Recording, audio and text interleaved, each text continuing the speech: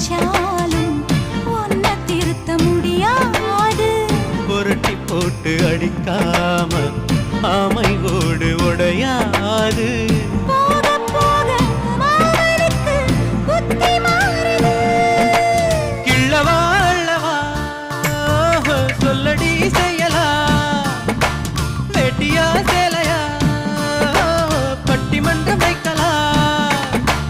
தாமரப்பூவுக்கும் தண்ணிக்கும் என்னைக்கும் சண்டையே வந்ததில்லை.